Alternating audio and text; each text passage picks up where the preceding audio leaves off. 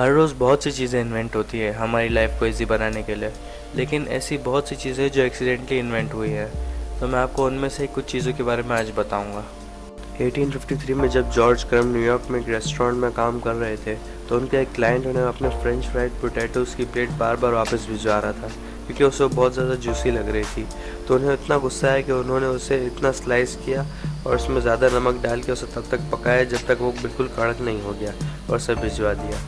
उन्हें हैरानी तो तब हुई जब उसे वो बहुत पसंद आया और उसने वापस ऑर्डर भी किया, और इसी तरह एक्सीडेंटली पोटैटो चिप्स इन्वेंट हो गई। 1905 में सोडा पॉप नाम की एक ड्रिंक बहुत ज़्यादा मशहूर हो गई थी। तो 11 साल के फ्रैंक एपर्सन ने सोचा कि क्यों ना मैं इससे कुछ पैसे कमा लूँ। तो उन्होंने एक मिक्सचर बना लिया, लेकिन गलती से उसे पूरी रात खुला छोड़ दिया, और सुबह को जब आके उन्होंने देखा तो वो बिल्कुल जम चुका था रात को टेम्परेचर गिरने की वजह से, और उसके अंदर जो मिक्स करने के लिए स्टिक थी वो भी जम गई थी। और इसी तरह एक्सीडेंटली पॉप्सिकल इन्वेंट हुई। आइसक्रीम तो ऐसी डिश है जो सालों से खाई जा रही है, मगर 1904 से पहले आइसक्रीम कोन इन्वेंट ही नहीं हुआ था। 1904 के एक वर्ल्ड फेयर में एक आइसक्रीम स्टॉल इतना ज़्यादा बिजनेस में था कि उनके पास प्लेट्स ही ख़त्म हो गई, और सामने वॉफल स्टॉल बिल्कुल भी कुछ नहीं बेच रहा था। तो उन दोनों स्टॉल्स के ओनर्स को ये आइडिया आया कि वॉफल को राउंड करके उसके अंदर आइसक्रीम डाल के बेचा जाए। इसी तरह से आइसक्रीम कोन इन्वेंट हो गया।